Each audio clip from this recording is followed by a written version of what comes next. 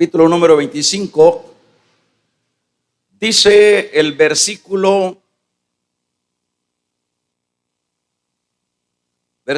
número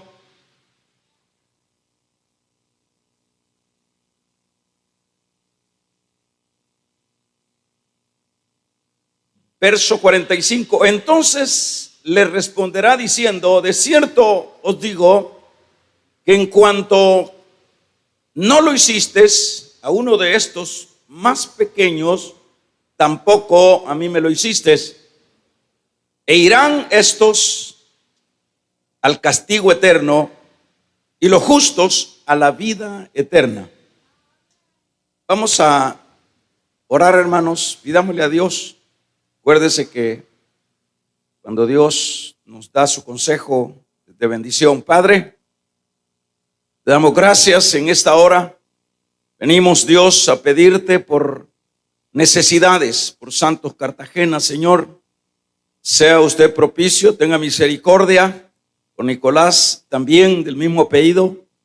Obre, Señor, en la hermana Irma Valladares, sane, restaure. Sea propicio, Dios, por fortaleza a cada una de estas familias. También, Dios, por Mauricio Ernesto Escalante. Bendiga, sane, restaure.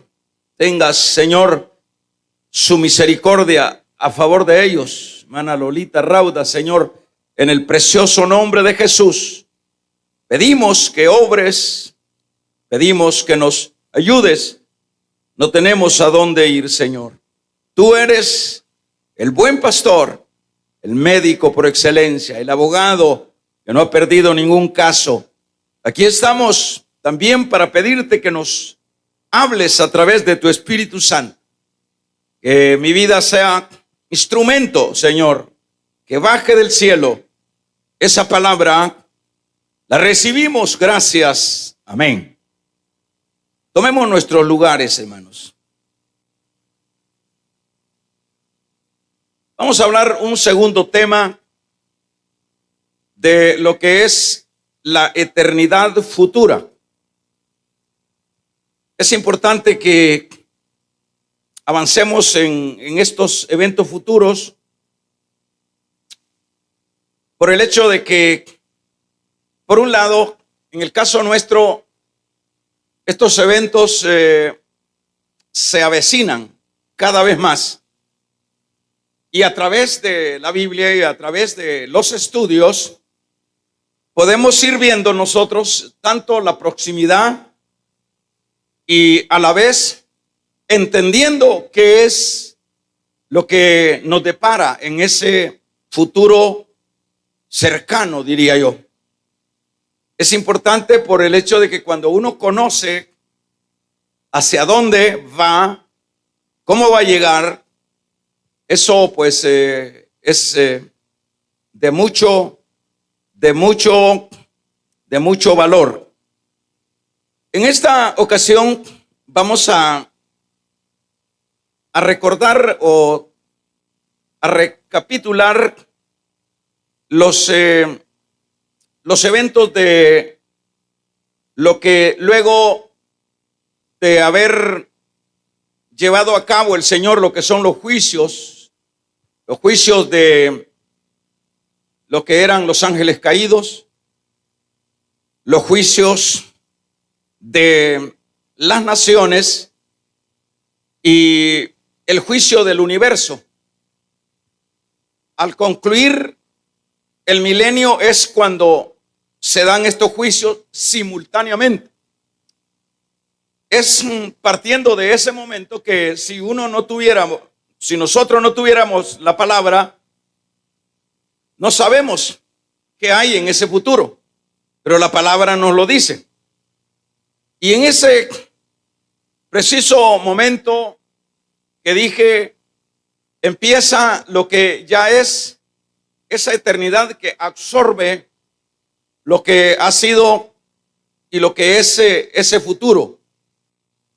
Lo primero que se hace es asignar cada segmento de personas. En este caso llamaríamos dos grupos o dos segmentos de seres humanos, que en este caso son primeramente los inconversos, los impíos, los malvados que han habido desde Caín hasta el último que se muere al final del milenio. Desde ese entonces se tiene que ver a través de la Biblia qué es lo que hace Dios con esas almas, con esas personas, con esos seres, sería mejor. Lo hemos dicho que cuando la persona muere, la parte inmaterial, la parte espiritual, que en este caso es el espíritu y es el alma, esas personas o esos seres de inmediato pasan a lo que es un estado, se le llama el estado intermedio. El estado donde están esas almas esperando el momento. ¿El momento de qué? El momento de lo que la Biblia señala, que llegará ese momento del juicio del gran trono blanco, para que luego esas personas compadezcan a ese juicio. Vamos a ver, ahí entonces para hacerlos compadecer se requiere resucitarlos, se requiere sacarlos del polvo a donde cayeron, como dice Daniel capítulo 12 verso 2. Uno dice resucitarán para muerte y otros para la vida eterna. En ese sentido, se resucita entonces lo que es el cuerpo, lo que es ese polvo. Como dijo el Señor, polvo eres, al polvo irás. Siempre desde Caín, yo no sé de dónde lo enterraron a Caín, ese polvo de Caín, aunque han pasado, hermanos, ya 6,000 años de historia humana, ese polvo va a ser rescatado, resucitado y sumado a lo que es el alma de Caín y a su espíritu, para que de esa manera, por decir algo, viene entonces a compadecer ante este juicio.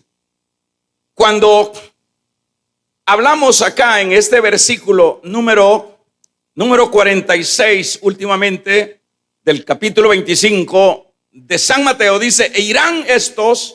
¿A quién se refiere estos? Por supuesto, el contexto de este versículo número 46 está hablando, antes de haber llegado a este versículo, está hablando de cómo se comportaron los impíos, los malvados. Vivieron para ellos, vivieron para el mal, y no solo vivieron para el mal, sino que no tuvieron en ningún momento el afecto, el deseo, la voluntad de poder ayudar al necesitado. Y no se entienda que estoy hablando de obras, es un trasfondo de la conducta del malo. Por eso entonces, desde Caín hasta el último malo, estos dice acá, e irán estos a castigo eterno y los justos a la vida eterna. Mire qué diferente el contraste. Habla, esto debemos de saberlo, la iglesia, a dónde van a ir todos los que hicieron mal.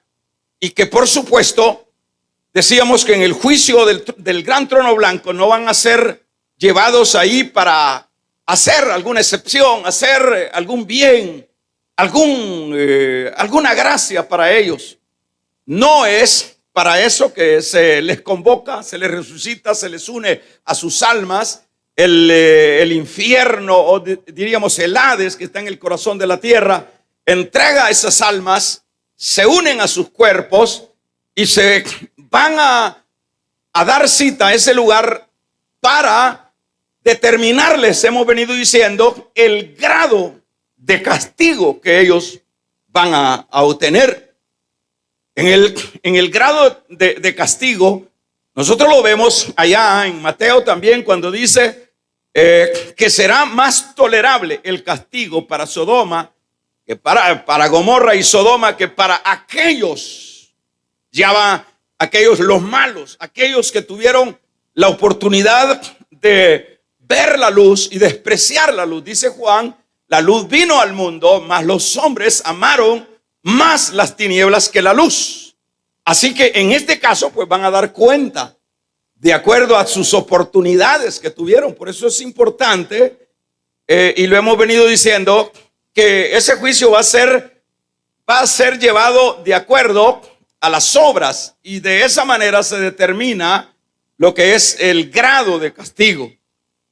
Se dice, la Biblia no lo dice, pero se puede intuir que el infierno tiene, dado a esos versículos, tiene lugares más horribles, más terroríficos que otros lugares dentro de ese mismo infierno. Hay lugares de mayor sofocación. Entonces, de acuerdo a eso, el que fue más malo, el que mató más gente. Imagínense que se dice que en la Segunda Guerra Mundial murieron un promedio de 60 millones, si no estoy mal. 60 millones, hermanos. Es una catástrofe humana, muerte humana en guerra, provocada ¿por quién? Por Hitler. A Hitler le van a cobrar todo. Mire qué obritas va a tener, le van a sacar a la cara a Hitler, hermano, a don Adolfo. Mire qué camándula de malas obras que generó mundialmente una guerra llevando a cabo todo eso. Y ahí diríamos aquellos que mataron a alguien, que lo enterraron y que la justicia de acá de esta tierra no hizo nada, aquel que vivió con el pecado oculto, ahí se le va a determinar, y de acuerdo a la gravedad se le va a adjudicar lo que es su sentencia. En el campo acá político, diríamos de las leyes, yo creo que en los diversos países hay cárceles, le llaman cárcel de máxima seguridad, cárceles terribles, que son diferentes a otras que son menos difíciles. Pues algo así viene siendo el infierno. Por ejemplo, si hablamos de la cárcel de acá del Zacatrás, que le dicen en Zacatecoluca, ahí hay un reporte de un expreso que sale de ahí. Dice que ahí no conocen, en esos sótanos no saben cuándo es día y cuándo es noche. Entienden el día o la noche de acuerdo al calor que sienten ahí. Eso es un infierno en vida. Y eso que apenas es una cárcel. Pero cuando estamos hablando del infierno, hermanos, y estamos hablando de partes más terribles que unas, que otras, esto está en la Biblia. Esto no hay necesidad de como diríamos, como decirle a la gente, vea esto y asústese. Aquí no se trata de que el Señor, a través de haber dejado su escritura, asustar a la gente. El Señor ha dejado su palabra para informar al hombre, para enseñarle cuál es el futuro de cada uno. Y por eso entonces cada quien tiene que poner la barba en remojo. Vamos a ver, decíamos para avanzar, que en esta eternidad, todos estos que dice acá, y esto dice, y esto vamos a ver, y irán estos al castigo eterno. Por ejemplo, decíamos un pequeño repaso. El castigo eterno o el lago de fuego se le llama lago de fuego en 13:42 de San Mateo. Condenación o eterna perdición en segunda de Tesalonicenses 1:9. Fíjense los términos y se refiere a lo mismo.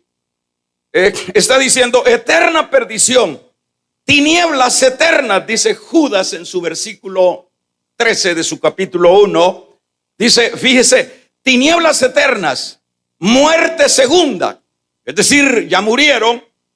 Para que se entienda que es muerte segunda, es que ya murieron la primera vez, como mueren generalmente una persona, pero luego cuando son resucitados para compadecer a lo que es el tribunal y son echados a este lugar, ahí se le llama muerte segunda, porque este caso de los impíos van a morir 2 veces. Es terrible, la Biblia lo dice. Imagínense dice tinieblas eternas. Dice también muerte segunda, lago de fuego. Ha de ser también una cosa como lago, pero que solo la diferencia es que es de fuego. Lago de fuego, esto lo tenemos en Apocalipsis 20:15. Tormento, dice eterno, lo que también leemos en el 14:10 del 11 de Apocalipsis, ¿verdad? Gusano que no muere. Capítulo 9 de San Marcos, verso 13, ahí Marco lo describe de esa manera. Gusano que no muere. Imagínense, hermanos, explicamos el jueves pasado de lo que era San Lucas cuando habla del Hades, que es una antesala de este lugar terrible. Imagínense que vamos a también a recordar que allí estará el diablo en ese lugar, porque este lugar se hizo específicamente para Satanás, pero como muchos millones, billones de gente se dejaron influenciar por el pecado de Satanás, pues eso van a acompañar a este personaje ahí. Ahora vamos a entrar entonces ahora a la otra mención. Los que dicen y los justos a la vida eterna. Ya vamos a ver el contraste de lo que es esto terrible que he mencionado a largos rasgos con lo que es, hermanos, lo que es ya este otro campo que es la vida eterna. Por eso allá se llama la condenación eterna. Estos irán al castigo eterno y los otros a vida eterna. Las dos posiciones son eternas. Las dos, tanto la condenación es eterna y también la vida es eterna, es decir, para el justo. En este caso, lo primero que vamos a ver es en el capítulo número 21:7. Vámonos a la Biblia. En el capítulo 21:7 vamos a leer ya no esa cosa tan terrible, ya no esa cosa tan espantosa que acabo de leer, donde el gusano no muere, donde el fuego es insoportable. Dice en este versículo, en este capítulo número 21, verso 7, describe, dice, el que venciere, dice, heredará todas las cosas, y yo seré su Dios, y él será mi hijo. Primero se habla de vencedores. Esto es interesante cuando vemos acá el caso de vencer. El que venciere heredará todas las cosas, y yo seré su Dios, y él será mi hijo. Mire qué diferencia. Está hablando que esos ya no es que van para el infierno, sino que esos santos, primero, ellos van a ser herederos de todas las cosas. ¿Qué le parece, hermano? Esto es interesante. Cuando leemos que el que venciere heredará todas las cosas, se refiere a todo el bien que Dios tiene preparado para los suyos. Heredará todas las cosas. Y vamos a ver a continuación, leamos desde el versículo número 1 de este capítulo 21, también para que se describa a dónde van o dónde van a recibir las herencias los vencedores. Dice Juan en su capítulo 21, verso 1, vi del cielo, dice, nueva y un cielo nuevo y una tierra nueva, porque el primer cielo y la primera tierra pasaron. ¿Qué quiere decir esto? Que Juan dice que vio un cielo nuevo y una tierra nueva, porque los otros, como sería el caso de nuestra tierra actual y los cielos que nosotros tenemos encima ahorita, cielos atmosféricos y todo eso, esos desaparecen. Pero viene lo que es el acoplo, viene lo que es los lugares de herencia para los santos. Cuando dice tierra nueva, porque el primer cielo pasó y la primera tierra pasaron y el mar ya no existía. Y yo, dice Juan, vi la santa ciudad, la nueva Jerusalén, descender del cielo de Dios, dispuesta para una esposa ataviada para su marido. Y oiga lo que dice el verso 3: y oí una gran voz del cielo que decía: he aquí el tabernáculo de Dios. ¿Con quiénes? Con los hombres que moran con ellos, y ellos serán mi pueblo, y el Dios mismo, que dice, estará con ellos como su Dios.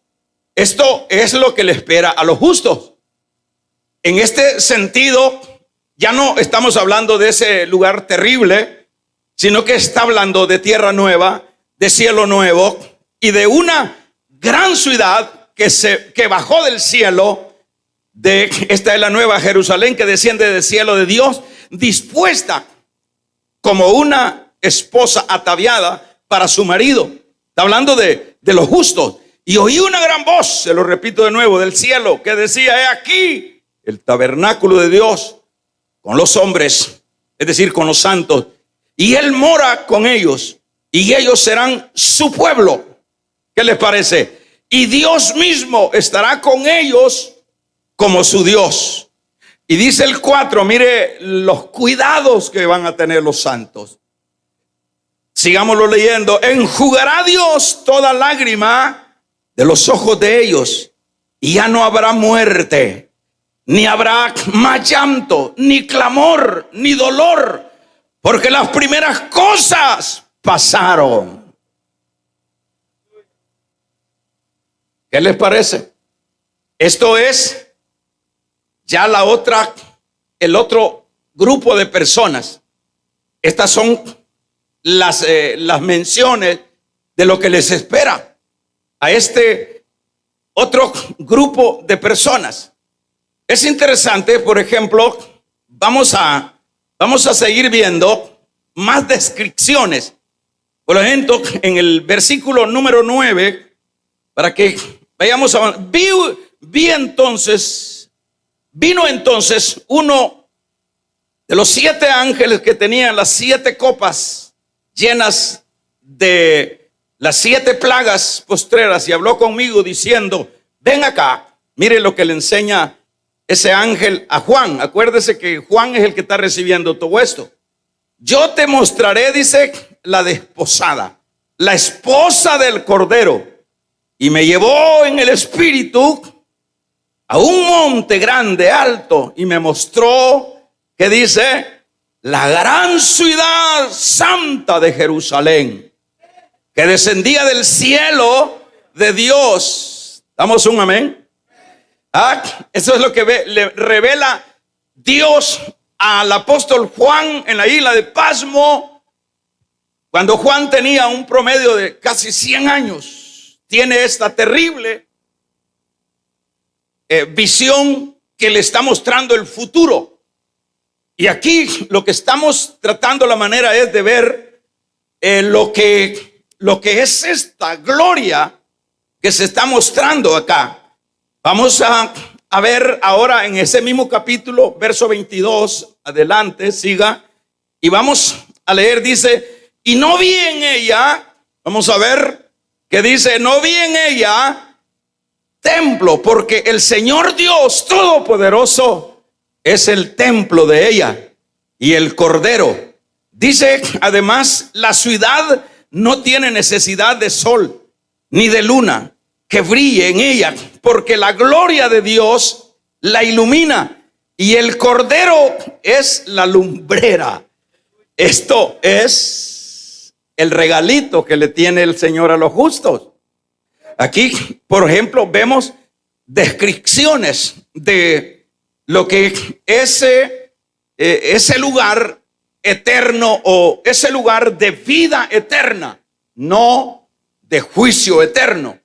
Fíjese qué interesante. Allá en los primeros versículos decía que es una ciudad, es importante, es una ciudad, dice el versículo número 9 en adelante, está diciendo, es una ciudad tremendamente, hermanos, vi entonces a esos 7 y mostró esa ciudad, mostró ese lugar, que dice que no hay necesidad de sol, que no, la luna, que no hay dolor, que no hay muerte.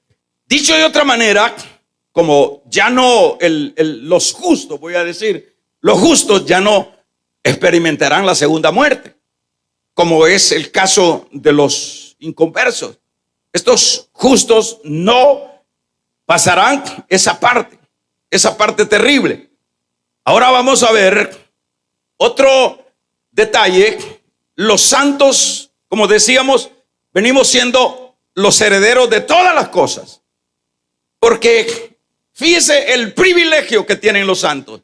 Y vamos a irnos a la primera carta de Juan 3:2, corriendo en esta primera carta, versículo número 2, dice, hermano, amados, ahora somos hijos de Dios y aún no se ha manifestado lo que seremos, lo que hemos de ser, pero sabemos que cuando Él se manifieste, ¿qué dice?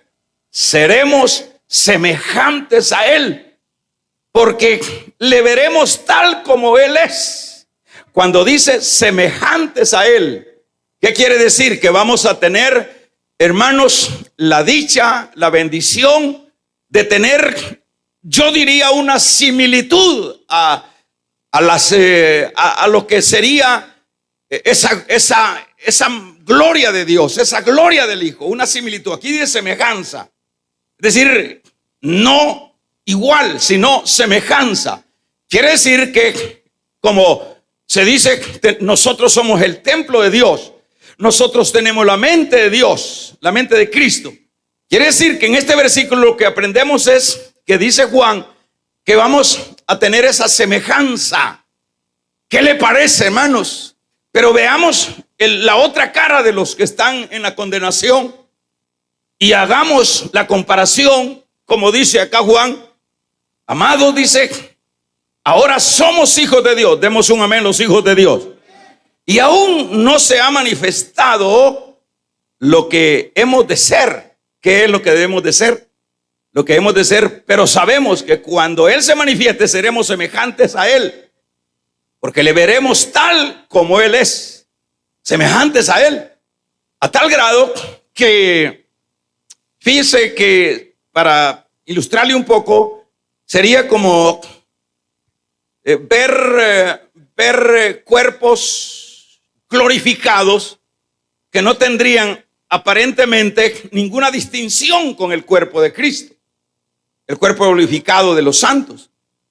Es decir, se va a simple vista se puede como ver la semejanza de Él, porque vaya, Él anduvo en la semejanza de sus discípulos en un cuerpo y sucesivamente. Entonces, en este caso vamos a seguir viendo. También vamos a explicar que seremos inmortales, o sea que no va a haber muerte para nosotros. Se acabó la muerte, se acabó el dolor, se acabó la angustia, se acabó la tristeza, se acabó, hermanos, las aflicciones, se acabó todo aquello de lo que hemos padecido como seres humanos en esta tierra. Amén. Es tan maravilloso que no va a haber ya en ese futuro, en ese presente futuro, no va a haber necesidad de sol, porque Él va a ser nuestro sol. No va a haber necesidad de luna. Va a haber un río que va a salir de el trono de Dios. Ese río es sinónimo, simbolismo de la vida de Dios, de la vida de Dios, de la vida de Dios. De ese templo, de ese trono saldrá el río, saldrá la vida para para su pueblo, para los santos. Y en este caso, capítulo siempre de Apocalipsis 21, leemos, hermanos, en el verso 4, esa eternidad. Enjugará Dios toda lágrima de los ojos de ellos. Ya no habrá muerte, ni habrá más llanto, ni clamor, ni dolor. ¿Cuántos se alegran, hermano? Porque las primeras cosas pasaron. Fíjese, qué interesante. Enjugará toda lágrima. Entonces alguien dice, bueno, que esto nos indica entonces que va a haber siempre llanto. Esto nos indica que va a haber llanto de sinónimo de dolor. Enjugará toda lágrima de los ojos de ellos. A lo que se refiere con ese enjugar de lágrima es el cuidado de Dios. Es el amor de Dios. Lo que se refiere a ese enjugar de lágrimas es que nosotros en este caso, por lo menos si lo hacemos en la alegoría de la iglesia, el matrimonio, como él lo describe, que su iglesia será su esposa. La esposa, en este caso, pues, es la que recibe las caricias y viceversa. Los esposos reciben esas caricias. A eso se refiere el Señor acá cuando dice enjugará. Es decir, estará ahí con sus amados y los cuidará, los alentará, los acariciará. Eso es lo que está diciendo cuando leemos en este versículo, hermanos. Esto es impresionante, todo lo que el Señor se encarga de revelarle a Juan para que Juan se lo predique a las iglesias, o que sean las cartas que lleguen a la iglesia de lo que era esta parte asiática. Aquí, fíjense, lo leemos una vez: enjugará toda lágrima de los ojos de ellos y ya no habrá muerte. Seremos eternos. Se acabó la muerte. Acuérdense, hermanos, que el plan de Dios original era que no hubiese esta degradación de muerte que ha habido en el mundo. Dios hizo al hombre para que viviera en una eternidad, toda vez se sometiera a la palabra que él le indicaba. No sucedió eso, y eso fue, como dice Pablo a los romanos, por un hombre, por el pecado entró la muerte, y por un hombre la muerte pasó a todos los hombres, y ha habido una mortandad a tal grado que yo decía, si no estoy mal, que cada segundo mueren 3 personas. Cada segundo están muriendo 3 personas, nacen 4. Si es una mortandad, hermanos, si es una pasadita, uno no es nada. Es una mortandad que ha habido en la historia humana, porque ese es el resultado del pecado. Pero se acabó la muerte. Se acabó la muerte. ¿Cómo fue que se acabó la muerte? La muerte, le voy a decir esto, era un imperio. Voy a decir era porque todavía está y todavía va a funcionar en el milenio. Pero voy a hablar que la muerte antes de Cristo era un imperio, era un demonio. Era un poder demoníaco que empezó a matar. Luego que entró el engaño, empezó a matar y se reía matando gente, y ha matado gente hasta decir ya no.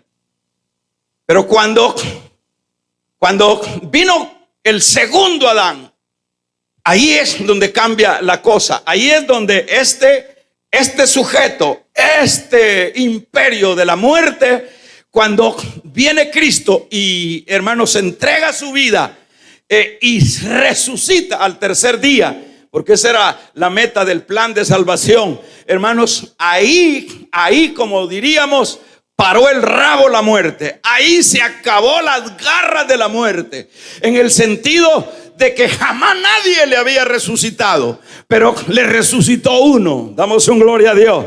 Y como Él resucitó, dice la palabra, también nosotros resucitaremos. ¿Para qué resucitaremos? Para vida eterna. Nosotros, entonces, para tener vida eterna, ¿por qué? Porque Cristo venció a la muerte hace 2000 años. Y ahora nosotros tenemos la eternidad segura. Seremos su pueblo. Tremendo esto. Vamos a ver, hermanos, que, por ejemplo, voy a ir finalizando con, para poder ver esa gloria de Dios, el trono donde sale el río de Dios, donde los santos están en medio de esa gloria, se necesitan, por supuesto, cuerpos glorificados. ¿Qué significa cuerpos glorificados? Lo que significa los cuerpos glorificados, en este caso, hermanos, son cuerpos preparados para ese estado de vida, para ese nivel de vida. Se lo explico de esta manera. En este cuerpo que andamos, en este cuerpo que le da el virus, que le da la bacteria, que le da la debilidad, que somos un tirro, somos una cosa llena de tirro. Nos duele por aquí, nos duele por allá, y muchas veces nos creemos que somos la gran cosa, ¿verdad? Lamentablemente, porque no comprendemos y no podemos entender el trasfondo de nuestra debilidad, de nuestra inutilidad. Este cuerpo, en estas condiciones, no puede estar en esa ciudad. Este cuerpo, en estas condiciones que estamos ahorita, no puede disfrutar de los manjares de la gloria de Dios. No puede, porque fíjense, hermanos, que usted si se recuerda, en el capítulo número 33, si gusta lo leemos. Vamos a ver, de el Éxodo, verso 20 en adelante. Dice este capítulo número, para que tengamos una mejor manera de explicarlo. En el Éxodo 33, capítulo 33, nos dice el verso 20. Fíjese qué tremendo esto. Dijo más, no podrás ver mi rostro, le dijo a Moisés, porque no me verá hombre y qué, y vivirá. Ajá, dijo más, no podrás ver mi rostro, porque no me verás hombre y vivirá. Y dijo aún Jehová, he aquí un lugar junto a mí, y tú estarás sobre la peña. Y cuando pase mi gloria, yo te pondré en una hendidura de la peña y te cubriré con mi mano hasta que haya pasado. Eso es lo que significa, hermanos, es que en estas condiciones humanas no podemos difícilmente ver la gloria de Dios. Muchas veces nosotros decimos cosas que no las sopesamos, decir, Señor, quiero que me aparezca. Señor, si ni un ángel podemos aguantar, hermano. Si dice la Biblia que cuando se le apareció un ángel, hermanos, a Daniel, cayó Daniel muerto por la gloria del ángel. ¿Cuánto más la gloria del Dios eterno? Entonces, ¿qué es lo que hace el Señor? Glorificar nuestros cuerpos. Luego, por ejemplo, cuando dice allá Pablo, cuando habla del rapto de la primera de Tesalonicense, habla los muertos en Cristo, es decir, esos polvos que estaban ahí serán resucitados. Luego nosotros seremos transformados, tanto los resucitados y los que están vivos, transformados en un cuerpo glorioso.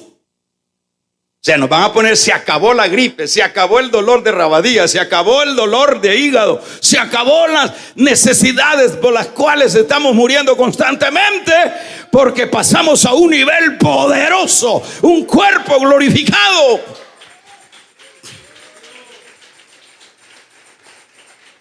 Y en ese cuerpo glorificado es la única manera como podemos pertenecer y poblar la nueva Jerusalén que baja del cielo. así como andamos, nos fulmina la gloria de Dios. Aquí lo leíamos. Si que no, le dice, no hay hombre que haya quedado vivo. Pero ¿por qué allá le apareció Dios y allá andan unos siempre, verdad? Que a cada rato se les aparece Dios y que solo platican con Dios y que Dios me dijo y que Dios acá, a ver cómo serán esas vidas espirituales de tan profundas, ¿verdad? Yo pienso que el Señor nos ha dejado su Espíritu Santo. El Señor nos ha dejado su palabra. Nos ha dejado, hermanos, la interpretación. Nos ha dejado esta luz para que nosotros podamos conversar, podamos estar en una conversación constante, no tanto visible. Hay gente que dice, Señor, yo quiero, aunque sea un ángel, aunque sea de esos pequeñitos, que te va a matar. Te va a matar. Pero entonces, ¿por qué Pedro quedó vivo después que el ángel? Bueno, ya le vamos a preguntar a Pedro cuál es el chaleco que le había puesto el Señor. Cuando lleguemos, damos un amén los que vamos a llegar. Ese amén no es muy convincente. Gloria a Dios. Entonces, hermanos, eso es cuerpo glorificado. Ahora, para los que van a caer al lago de fuego, donde el gusano no muere, también les preparan un cuerpo. También es un cuerpo que se les prepara, porque no van a aguantar este fuego. Ellos tienen que, o sea, el Señor les da no una glorificación, sino un cuerpo que sea capaz de resistir los juicios eternos.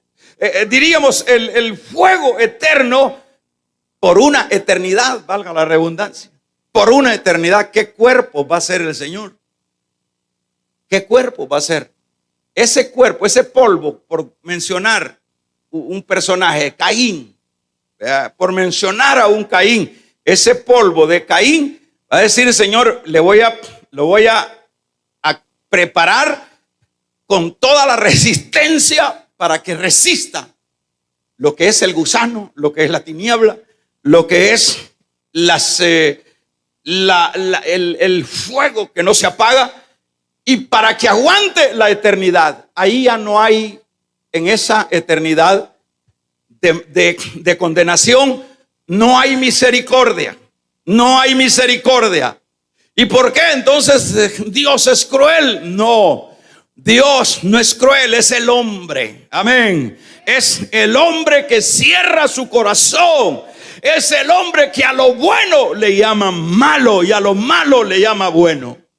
Es el hombre, no es Dios. No es Dios el que mete a la gente, el que lleva a la gente acá. ¿Quién es el que los llevó a esta desgracia? ¿Quién es el que los llevó? Se dejaron guiar por el diablo y no por Dios. Se dejaron guiar por sus corazones perversos y no quisieron obedecer a la ley de Dios. Entonces no es Dios el que mete a la gente al infierno. Vamos a regalarle ofrenda de palmas al Dios de la gloria. Son las obras de cada uno. Lo que dice Juan, la luz vino al mundo, pero la gente ama mal. ¿Cómo le puede decir esta sociedad perversa, adulterina de estos tiempos y de todos los tiempos que han habido? ¿Cómo le pueden achacar a Dios el día que estén cayendo en esa desgracia para una eternidad? ¿Cómo le pueden achacar a Dios? Ayúdame. Mira, fíjese el rico aquel de San Lucas 16:22. Fíjese que, Padre, ten misericordia, manda a Lázaro que moje la puta de su... Padre, por favor, no aguanto esta llama. Hay un diálogo, hay una conversación. ¿Y cuántas peticiones habrán en ese lago de fuego ya en esa eternidad? Por eso es que se dice, hermano, allá en Hebreo dice, si oyeres, diga usted lo demás. Si oyeres, ¿cuándo dice? ¿Mañana o ayer? Ajá. No dice si oyeres ayer, si hubieras oído ayer y si vas a oír mañana. No, el Señor, el pasado es del Señor, el futuro es del Señor y el presente es del Señor. Y la oportunidad de salvación es el hoy, es el día de hoy.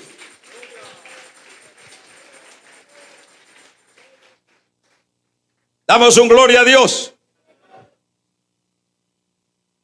Por eso que yo decía el jueves pasado que Dios especifica más lo que es el asunto del infierno que lo que es la gloria eterna.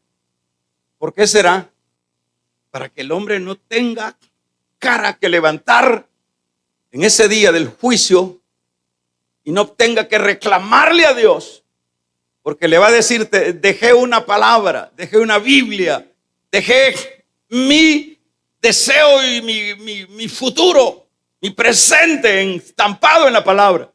No lo hicieron. ¿Qué es lo que han hecho? ¿Qué es lo que han venido haciendo durante los 2000 años de gracia los hombres? Por ejemplo, ¿cómo han habido periodos, tiempos donde los césares, los emperadores de Roma, coligados con la religión, trataron la manera de destruir la Biblia, de acabar la Biblia, de destruir lo que era el mapa que Dios había dejado? Pero el Señor siempre levantó a alguien y se siguió publicando la Biblia y se siguió extendiendo la Biblia. Y ahora, ¿cómo la detiene el diablo? Y ahora la tenemos completa, la Biblia, y esta palabra es viva y eficaz y más poderosa que toda espada de dos filos.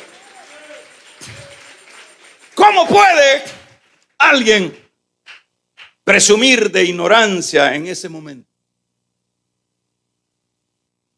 Ahora pensemos, ¿cuántas personas creyentes andan su Biblia y andan varias Biblias y no se componen, hermano? Y voy a corregir eso porque en Guatemala componer le llaman a las mujeres que dan a luz. Aquí en El Salvador no corrigen pues sus pasos. Que la gente está como jugando con este asunto. Porque, hermano, es una cosa que es bien peligrosa, porque uno no sabe en qué momento se va a morir. Y el problema es que cuando, en ese momento que le toca, ¡pam!, ¿cómo estabas con Dios? No, es que el otro domingo, dicen algunos, voy a reconciliarme, el otro domingo voy a arreglar las cosas. Ese domingo es de Dios, no es tuyo.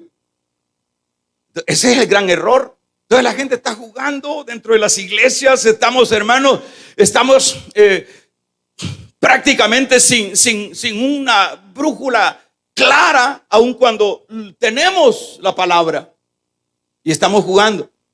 Y Dios, para encariñarlo, Dios para motivarlo, le hablan: mire, un río que saldrá del trono de Dios. Mire, lean que ahí no habrá muerte. Lea que las hojas de los árboles serán para enjugar las lágrimas de mi pueblo. Lean que en esa eternidad no van a pagar recibos de luz, no van a pagar recibos de agua, vamos a regalarle ofrenda de palma al Dios de la gloria. No va a haber, porque Él será nuestra luz. Y así el hombre se sigue hartando el pecado, hermano. Aún en los tiempos tan claros que Dios nos habla, la gente sigue, ella anda con una pata hinchada y la otra media ya quebrada. ¿Podrá tener culpa Dios tanto para unos o para el otro? No. Si aquellos que sin duda en el juicio del gran trono blanco le van a suplicar: mira, Señor, mira, yo era religioso. Mira, Señor, si yo sacaba demonios, si yo hablaba lenguas. Apartaos de mí, que no los conozco. Hacedores de maldad, malditos, al fuego eterno. Toda esa gente dentro de las iglesias que juegan con el evangelio, que tienen una cara y tienen dos, lo hace terrible. Y no se trata, hermanos, por eso que en esta iglesia aquí no andamos entreteniendo a nadie. Si a usted le gusta esta palabra, pues recíbela. Y si no, hay un abanico, hermanos, de enseñanzas en todos lados. Pero yo y mi casa serviremos a Jehová y viviremos para Dios.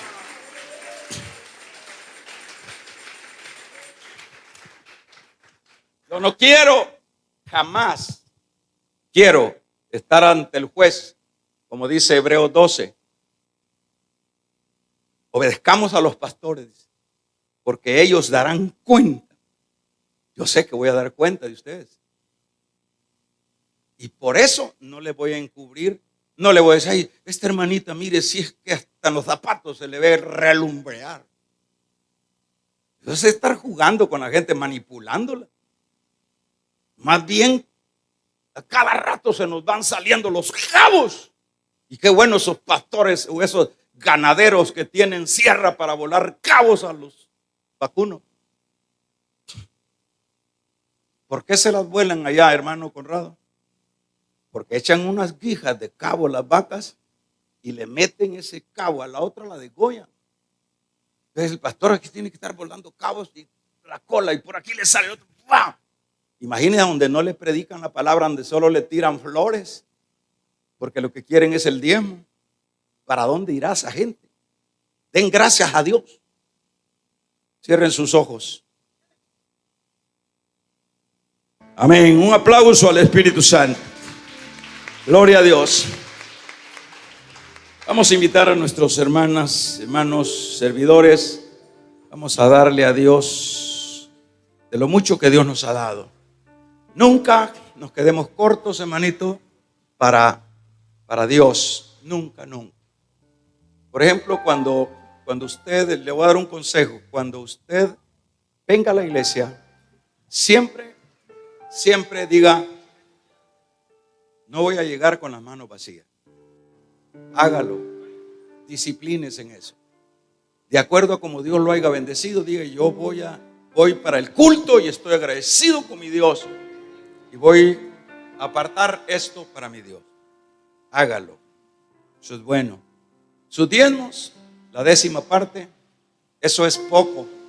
Eso ni deberíamos de mencionar porque está tan claro ahí hasta la cifra, la 10ª parte. Esto es de Dios y esto no lo toco. Todo eso hay que irlo corrigiendo porque hay tantos dentro de nuestras iglesias, no solo aquí, en todo el mundo, hermano, que dice, bueno, ¿y qué hacen? ¿Yo por qué tengo que dar? Entonces, ¿qué? Hay un cuestionar, eso es altercar con Dios.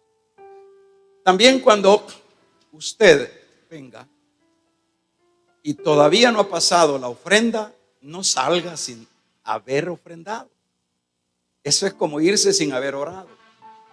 Siempre, si usted se va a ir antes de que terminemos, usted dice, busca ahí una bolsita de estas y busca un hermano, dice, nunca se salga sin dejar a Dios lo que usted en gratitud va a dar.